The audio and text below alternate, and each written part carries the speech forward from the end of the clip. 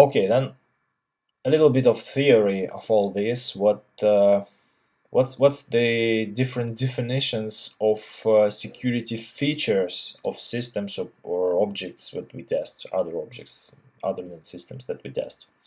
So whenever we are talking about a security level of anything, we have to put it in some context. So security is not some general term. Yeah, it breaks down into very specific things, very specific features of things, of objects that we have to protect. And ethical hackers do that in trying to compromise these features. Yeah, to break things in terms of showing how to penetrate the system and then affect either confidentiality or integrity or availability of the data or information or a system as a whole. Okay, so what is this confidentiality, integrity, and availability? CIA triad, as we call it sometimes. So confidentiality is a quality, a feature of information that is sometimes it's formally defined like this. Confidentiality is the absence of unauthorized access. Okay, so we ensure that no unauthorized access is happening to the information or a system or anything, virtually anything. Okay, it's sometimes it's called privacy as well, but the main difference between privacy and confidentiality is that privacy is just the term that identifies secrecy when related to individuals, to people, right? And confidentiality is secrecy of corporate data, of business data, when we are talking about the business. Integrity is formally it's something as simple as lack of as absence of change, unauthorized change since the last authorized change. Okay, so it's valid, it's correct, and we can use it, and we can ensure that it hasn't been mangled or modified in an unauthorized way. And what is availability? Availability is that authorized users can access that at any given time. Okay, so if you're an authorized user, you can get it. If you can't get it, then some kind of denial of service attack is happening and availability is broken. So confidentiality is secrecy. It's that no one else has access to our stuff. Integrity is correctness, is validity. That means that no one else other than us have changed our stuff. And availability is that we can have access to our stuff whenever we need it. What can be the examples? Yeah, so let's show how something can be confidential but not no, let's first show that there is something that can be in the same time confidential, integral, and available in order to be useful. Okay, so there is an array of very private data that pertains to your health history. Yeah, so all your health issues, all the treatments you had, and so on. So of course it should be confidential. Yeah, because the privacy of health data is essential because it can be abused in many ways. You can be blackmailed, you can be discriminated against based on your health history, and so on. Integrity of it is also very important because all this information will be required sometimes when you will have some health issues, and you will have to consult your doctor, and he will refer to your data, and it has to be correct in order for him to produce effective, efficient treatment. Okay, and availability in times of health crisis is very critical. Okay, so if your doctor does not have access to your health data, this can be very serious. That can cause critical problems. And now let's for example think about I don't know, business figures, financial figures. So you have this public company that has reporting, okay, and this reporting is based upon financial figures. So up until the date of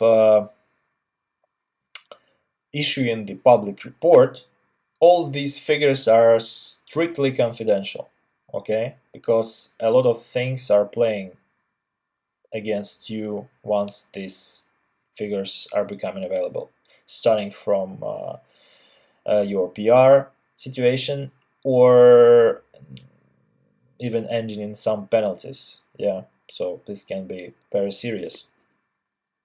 And we are not talking about inside trade and all this very different and deeply financial stuff.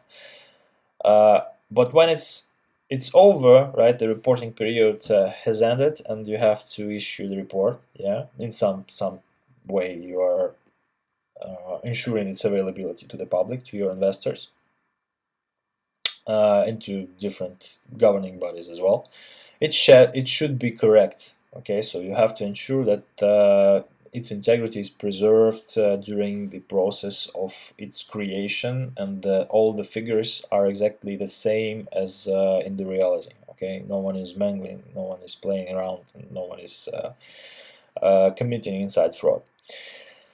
Okay, so as you see, depending on the context, these three things can be of different weight, and the balance is very complicated, really. So anything that has value is either confidential, or its integrity is important, or it should be available at all times and all costs, depending on the level and the nature of sensitivity of this data. There are other features that are also sometimes important, but less popular, I guess. For example, non-repudiation of information is also sometimes named like in line with all these three CIA features. Non-repudiation means basically that I cannot deny the authorship of information, right? So for that, for example, I can use strong math, okay, cryptography. I can issue a digital signature of a document based on my private key that is known only to me, and in this way I can and this digital signature can be verified by anyone, because the verification is based on the public key that is public, and in this way I basically cannot say that that's not me, that's the source of information is other than me, if I have issued the digital signature for the document or an email or a message. What is accountability? It's also sometimes very important, especially when the incident has happened, and we have to have information about what happened. Yeah, we have to account all the changes, all the access sessions, all the actions in the system, in order to have clear picture of what went wrong, and investigate an incident when it happens. Yeah, yeah, and that's not an optional feature at all, because as you already understand, the probability of an incident is always equal to 1. You can wait for some time and then it happens, or it happens frequently, but anyway, it happens. Sometimes it will happen, or it happens already. Yeah, it's just a matter of time. The probability is always 1.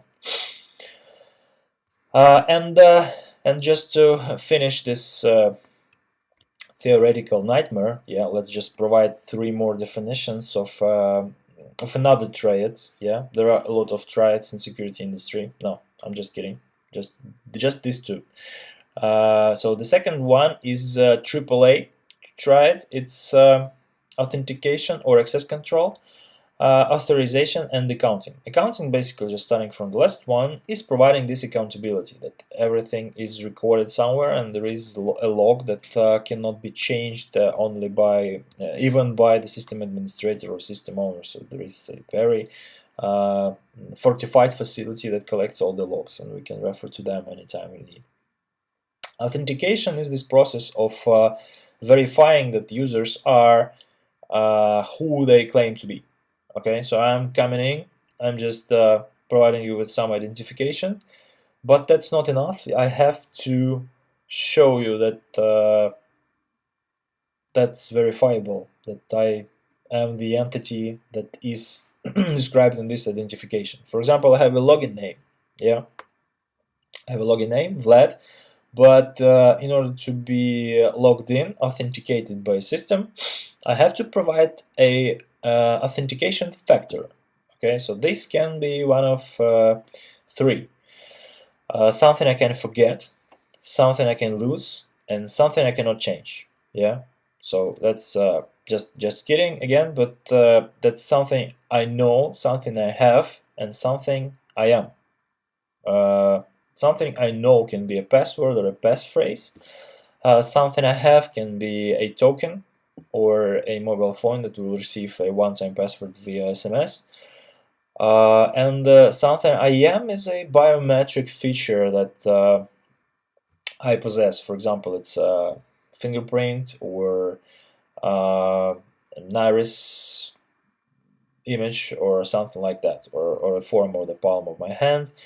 Uh, even sometimes it can be as weird as the image that my veins in my finger leave on the surface when my finger is lit through by a very strong source of light. And what is authorization? Authorization is a way of providing me with some permissions. Okay, so once I'm authenticated and this fact is properly accounted, yeah, in some authentication log, I have to be authorized in order to be differentiated against, right? What is my role in the system? Whether I'm just a regular user, or I'm a system administrator, or I'm some other, I possess some other role. That's normally based on the groups that my user account belongs to. So if I belong to domain users, I just can log in into some machines in the domain. If I'm domain administrator or enterprise administrator, I can log in into domain controllers and basically do whatever I want to an Active Directory catalog. Okay, so yeah, again, authentication is based upon my ID, my identification, and one or a combination of authentication factors, a password, a token, or a smart card, or my biological feature, my biometric. Authorization is giving me permissions based on the results of authentication, and accounting is just logging everything I do in order to be able to then attribute different results to my actions if they happen.